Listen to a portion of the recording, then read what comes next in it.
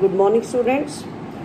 Today again I am going to start second chapter of snapshot, the address. Earlier we have done it, but that was the briefing of the chapter. Today I will teach you word by word. Listen to the video again and learn question answers. As the title indicates, the whole story revolves around an address. An address is house number 46 Marconi Street.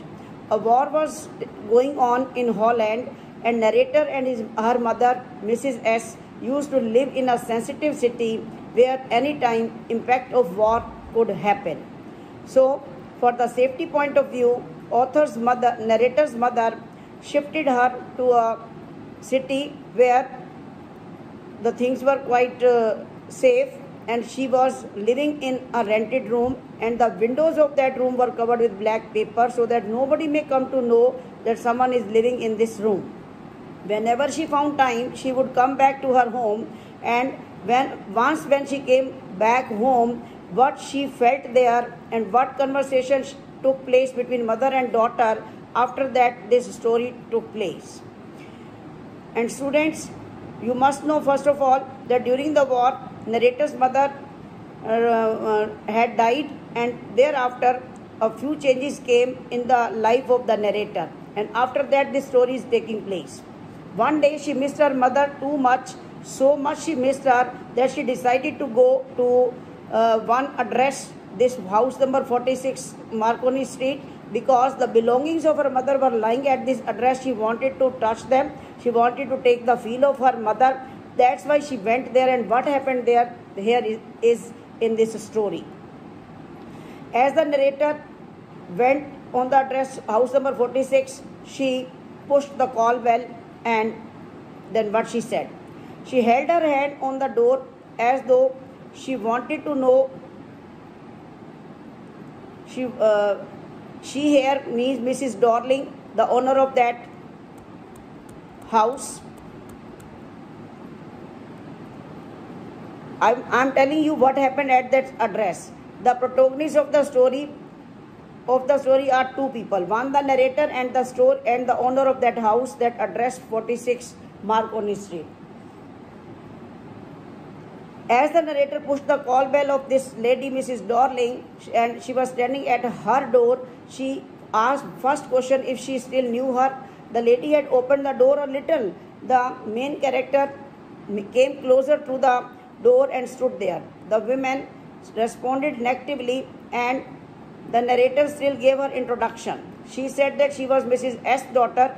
The woman had held the door tightly as she did not want her to enter the house. She kept staring at the narrator, though she could not recognize her. The narrator thought maybe she had come to the wrong house. She had seen the woman only for a short time, and that was years ago. The woman who answered the door stepped aside and let go of the door. The narrator recognized her mother's green knitted cardigan that the woman was wearing. The wooden buttons had become pale and faded because of frequent washing. The woman noticed the narrator looking at the cardigan. She hid behind the door. Now the narrator knew she had come to the right door.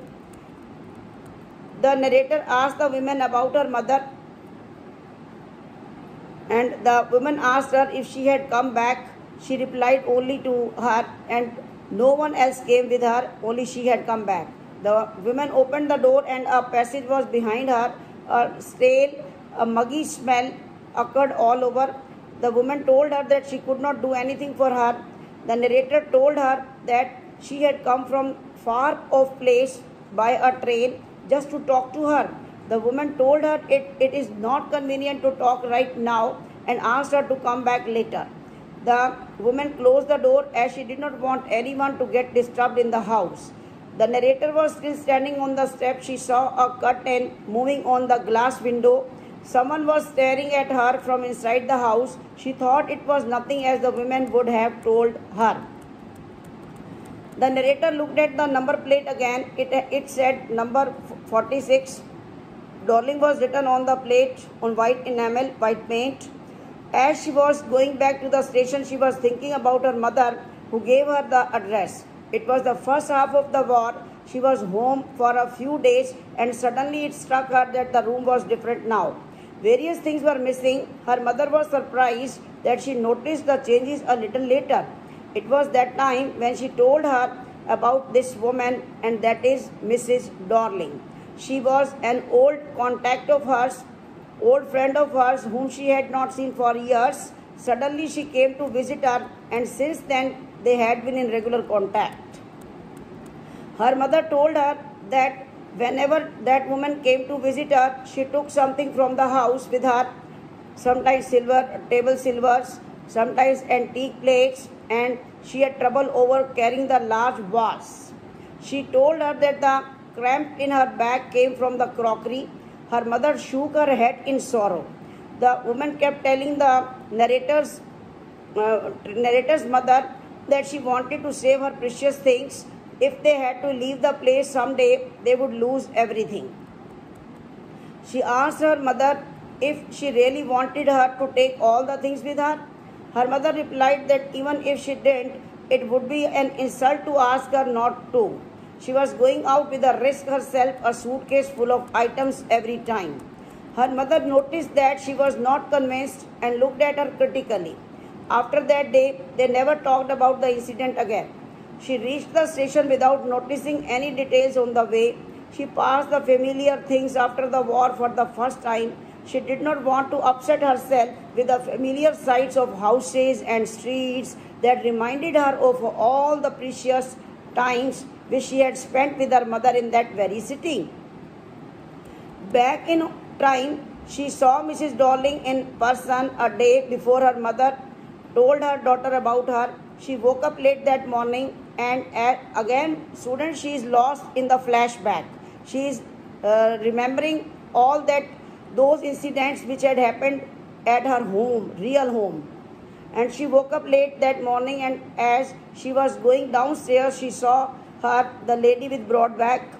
Her mother was seeing her out. Her mother introduced the narrator to the lady.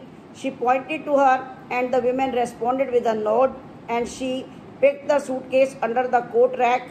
She was wearing a brown coat and shapeless hat. The narrator asked her mother if she lived far away.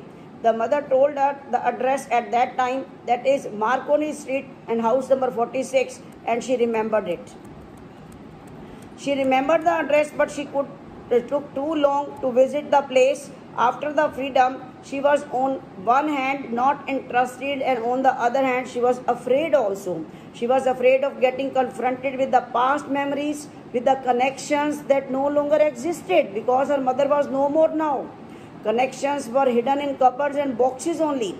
It seemed that those memories were waiting in vain to put them back to their places, as they had suffered all these years because they were only things. Things were getting normal in narrator's life, but one day she got curious about all the things that were still at that address. She wanted to see them. She wanted to touch them. After the first hopeless visit, she decided to try one more time. Okay, students, rest of the chapter I will send you tomorrow. Go through the story carefully.